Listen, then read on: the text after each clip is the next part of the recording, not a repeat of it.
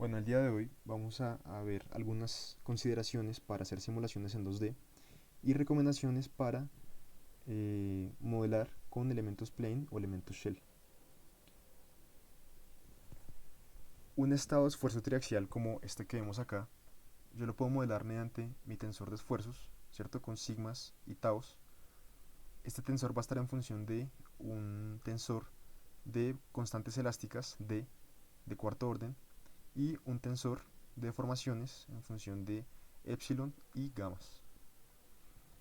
Usualmente en ingeniería se pueden hacer simplificaciones para facilitar la resolución de problemas. Para el caso de esfuerzo traxial se pueden hacer simplificaciones en algunos casos a esfuerzo plano y deformación plana. Por ejemplo, para el esfuerzo plano, yo puedo modelar eh, estructuras que sean de un espesor muy pequeño en comparación con sus otras dimensiones, como por ejemplo un bracket, acá como este que está acá, a tensión, o este, o un recipiente de presión de pared delgada. El esfuerzo plano entonces pues va a tener los esfuerzos principales ubicados en un solo plano, en este caso por ejemplo X y la componente del esfuerzo en Z va a ser igual a cero. Esto es lo más importante del esfuerzo plano. Y como consecuencia de que este esfuerzo en Z sea igual a cero, va a existir una deformación en este sentido, en el sentido Z, que se puede calcular con la ley de Hooke generalizada, como ven acá. Entonces, en el esfuerzo plano, la componente del esfuerzo en Z es igual a cero y la deformación en Z no va a ser igual a cero. Va a tener un valor que yo puedo calcular. Y pues mis taus YZ y XZ van a ser igual a cero. Por otro lado, en deformación plana, yo voy a poder modelar estructuras que tengan secciones transversales muy grandes o espesores muy grandes, como por ejemplo una represa o un muro de contención o un terraplén. Y acá la componente del esfuerzo en Z no va a ser igual a cero, va a tener un valor y lo que va a ser cero va a ser la deformación en Z. ¿Listo? Entonces como no hay una deformación en Z, pues hay una acumulación de esfuerzos en esta dirección y la podemos calcular. Esa es como la simplificación que se puede hacer para un esfuerzo triaxial, eh, dadas las condiciones que les comenté para los espesores, y pues esto tiene como tal una consecuencia desde el punto de la formulación matemática y pues puede ser muy útil para resolver algunos problemas de forma simplificada. Algo que me gustaría mencionar acerca del enmayado 2D, esto va a ser una introducción porque ya veremos cosas más en detalle en la segunda mitad del curso, pero yo puedo enmayar una geometría en 2D con cuadriláteros o elementos triangulares. Cada uno va a tener unas ventajas, pero principalmente el uso de cuadriláteros es mejor, ya que al tener 4 nodos por elemento, yo puedo hacer una interpolación más acertada al interior del elemento del campo que estoy calculando. Mientras que con triángulos, pues, además que estoy usando el tipo de elementos más básicos, que son elementos lineales, esto es que tienen, por ejemplo, en el caso de los triángulos, 3 nodos por elemento, o en el caso de cuadriláteros, 4 nodos por elemento, eh, estoy aproximando una variable con funciones lineales. Por lo tanto, por ejemplo, si yo calculo un desplazamiento con elementos triangulares, eh, lo voy a hacer en elementos triangulares lineales y luego voy a calcular la deformación, es decir, la derivada de estos desplazamientos, me voy a dar una deformación constante a lo largo del elemento. Por eso, en ciertas ocasiones no es bueno calcular un campo de formaciones con elementos triangulares porque pues eh, no me lo va a aproximar de una manera muy burda, por así decirlo. Entonces, para elementos, como les comentaba, para elementos triangulares, eh, la deformación es constante a lo largo del elemento y pues esto tiene el problema que no aproxima bien gradientes de deformación. Tiene la ventaja que es un proceso de enmayado más rápido, pero pues con las restricciones que acabo de comentar debemos usar una malla más fina. Hay un caso en que pues se podría usar elementos triangulares y es usando elementos triangulares cuadráticos. Esto significa que tienen más de 3 nodos por elemento. En este caso tenemos 6 nodos por elemento y interpolan mejor una variable al interior de este elemento. Como les digo, esto es una introducción. Ya más adelante veremos en detalle la formulación del elemento. Veremos elementos lineales, elementos cuadráticos y pues su diferencia, su formulación matemática, y ya la entenderán mejor. Pero por ahora me interesa que se lleven que es mejor enmallar con elementos cuadriláteros y pues que el proceso de enmallado es muy importante y afecta a los resultados de mi simulación. Por ejemplo, acá tenemos una tolva la cual han enmallado con elementos cuadriláteros y otra con elementos triangulares, y los resultados pues varían acá el desplazamiento según la carga, y esto se debe a lo que les comentaba de que los elementos triangulares tienden a rigidizar la malla debido a que no modelan bien la deformación o hacen un acercamiento muy burdo a las deformaciones elementales, y esto pues afecta la rigidez de mi dominio como tal, y por esto tengo yo resultados distintos para el mismo problema pero con mallados distintos. Y como les decía, voy a tener un comportamiento mucho más rígido con elementos triangulares lineales. Por esto les repito, es mejor usar elementos cuadriláteros. Entonces estos son elementos plane que tienen 2 grados de libertad por nodo, y también tendremos elementos shell que en este caso tendrán 6 grados de libertad por nodo, van a tener 3 grados translacionales de grado de libertad y 3 rotaciones. Acá el grado de libertad que es perpendicular en desplazamiento al elemento se le va a llamar drilling degree of freedom o grado de libertad de taladro, y se usa bastante ese tipo de elemento en recipientes de presión de pared delgada. Bueno, ahora para un problema práctico nos piden diseñar un bracket de acero en el cual ya hay unas dimensiones predefinidas, y básicamente solamente podemos cambiar el radio externo acá en los extremos, y nos dicen que el bracket está unido mediante un perno acá en estos dos agujeros a un marco, y tiene una carga como se muestra en este extremo. Tiene un espesor de 3 milímetros. Como podemos ver, este espesor comparándolo con las dimensiones en este plano es muy pequeño, por lo cual podemos modelar este problema como un problema de esfuerzo plano.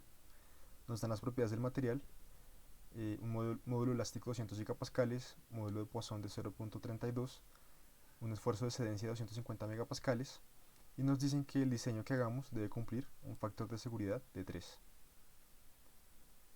Entonces vamos a ir al workbench. En primera medida definiremos nuestro material. Vamos a Engineering Data, definiremos un acero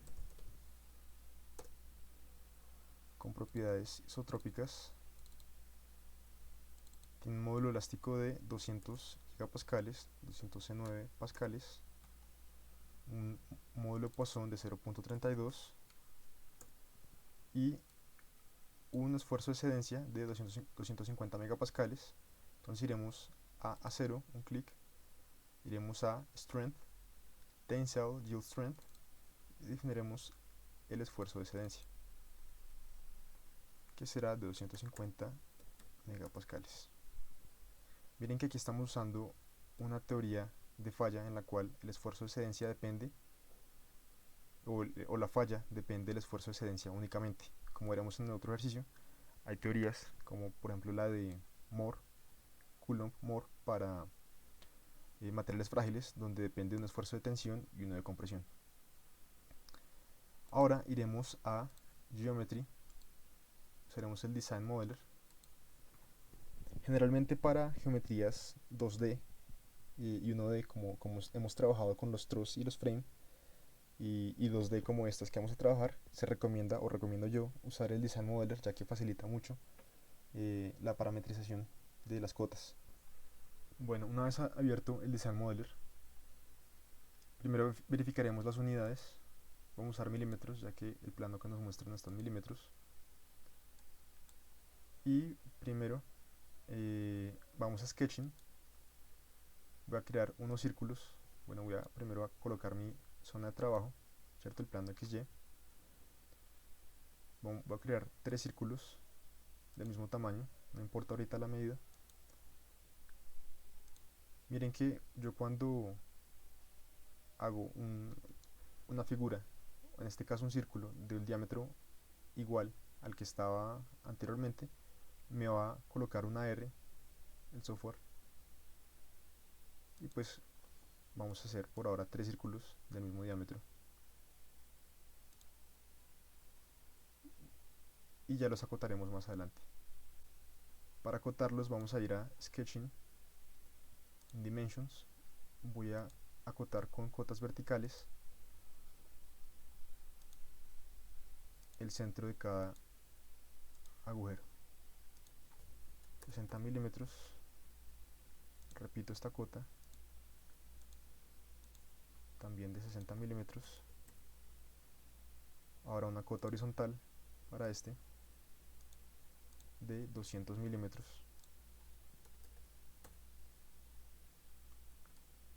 Y ahora, como pueden ver, ya tenemos las dimensiones o cotas totales de mi modelo, o pues de las restricciones que nos han colocado. Ahora haré unos círculos concéntricos a estos para el radio externo que nos están pidiendo que calculemos.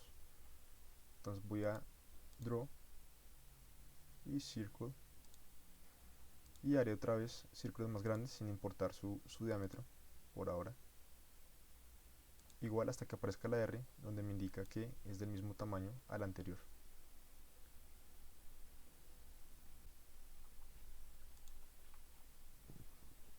Ahora crearemos unas líneas tangentes con Line by 2 tangents,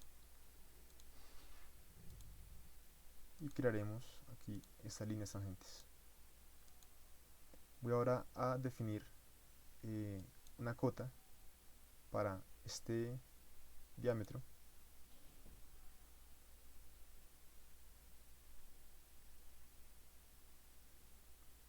Vamos a definir este radio acá,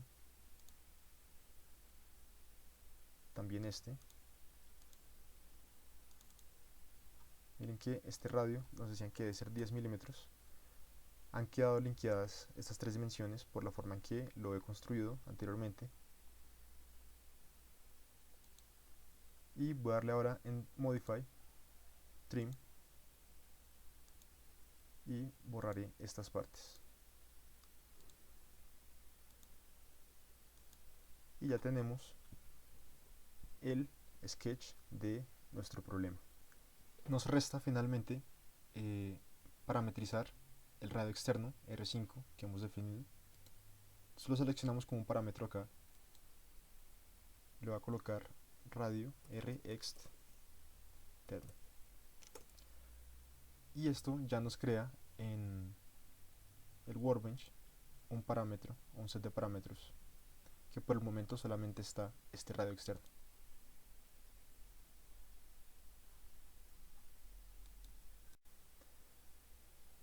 Vamos ahora a Modeling, vamos en Concept, Surface, From Sketches, vamos a aplicar la geometría que acabamos de crear. Voy a cambiar aquí a Box Select, Apply y Generate. Tenemos ya una superficie en cuerpo, que es el que usaremos en el Mechanical de ANSYS. Entonces podemos guardar, pero antes de ir a Mechanical debemos ir a Geometry y seleccionar el tipo de análisis que vamos a hacer, en este caso 2D. Entonces en Geometry, en las propiedades, seleccionamos 2D. Ahora sí, vamos al Mechanical. Una vez en el Mechanical, vamos a verificar en Geometry, en Surface Body, que estén las condiciones que necesitamos para nuestro problema de esfuerzo plano. Entonces en Dimension vamos a colocar 2D. El comportamiento en 2D va a ser entonces esfuerzo plano, Plane Stress, y el grosor o espesor de placa va a ser 3 milímetros, sea 0.003 metros. El material va a ser entonces el acero que hemos definido previamente, y esas son las propiedades de nuestro Surface Body. Ahora realizaremos una primera aproximación de malla, la cual vamos a mejorar mediante un análisis de convergencia de ANSYS, ya que les decía que es muy importante la malla. Vamos a insertar un método de enmallado por tamaño. Voy a seleccionar la cara que quiero enmallar, en este caso como es 2D es una cara. Es importante que seleccionen una cara, ya que si seleccionan el cuerpo les va a enmallar de una forma distinta, como si fuera en 3D, pues aproxima distinta las geometrías. Entonces le colocaremos un tamaño de 0.01 metros y enmallaremos. Esta es nuestra primera malla. Vamos ahora a insertar las condiciones de contorno. Primero los soportes, los apoyos. Vamos a colocar Fix Support en estas aristas, ¿cierto? Correspondiente a donde está pernado este bracket.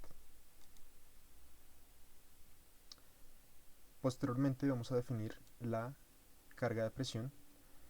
Miren que en el problema se nos dice que está sujeto en este agujero a una carga de 600 newtons en X y menos 600 newtons en Y. Pero como tal, la forma más adecuada de representar esta carga es como una presión en este contorno, ¿cierto? Entonces vamos a colocarla como una línea de presión. Vamos a definir una presión, Insert Pressure. La definiremos por componentes.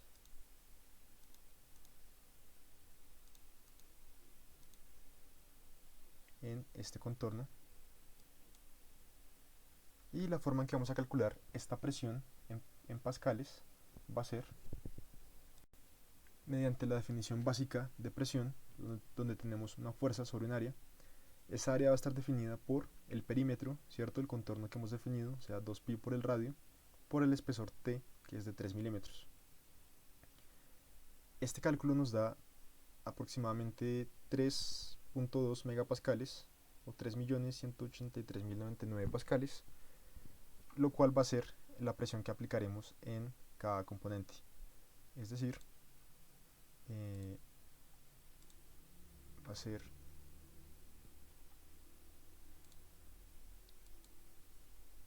esta presión, y acá en sentido negativo.